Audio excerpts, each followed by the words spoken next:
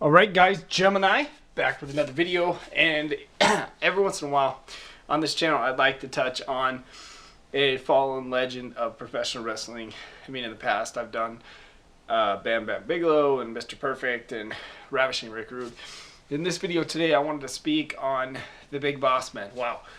Big Ray Traylor, who died. I remember the Big Boss Man being one of the meanest, nastiest, vicious heels when I was a kid. I remember him going toe to toe with Hulk Hogan and not backing down for a minute, whether it was a steel cage match or standing face to face with him in the main event of a SummerSlam, helping him against Dino Bravo in the Earthquake.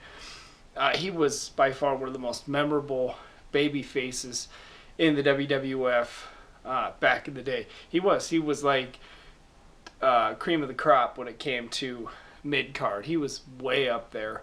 That's what WWF lacks nowadays. Big time WWE lacks is strong mid card players. It's back in the day on WWF, your mid card was loaded with Big Boss Man, $1 Million Man, Jake the Snake Roberts. I mean, you had some strong players, guys who could have been world champions and probably went to other promotions and became world champions, and they were just middle of the card guys in the WWF. Hacksaw Jim Duggan, Brutus the Barber Beefcake. But Big Boss Man was one of them. He was a strong mid-carder. He had notable feuds with Bobby the Brain Heenan and Hulk Hogan and Akeem and $1 Million Man Ted DiBiase. And man, standing toe to toe with Hulk Hogan, he had made it. Boss Man he got a huge ovation from the crowd back in the day. Before he even came to WWF, he was in the NWA, you know, as Jim Cornette's bodyguard, Big Bubba Rogers. Jim Cornette comes off that scaffold at Starrcade 86, and Bubba's supposed to catch him. Bubba misses the spot. Cornette falls on the mat, blows out both his legs. The Boss Man is missed. He is, man. I mean, I'll never forget that sight on WCW when Hogan spray painted him and it said Ray Who. And, you know, Hogan didn't need to do that. Hogan owed Boss Man a lot for making him a lot of money in the WWF as being a good heel, because a good babyface is only as good as the heel he's working with. And the Big Boss Man was, I mean, realistic. I mean, he was. I mean, watching his stuff, it felt real when the Boss Man was on.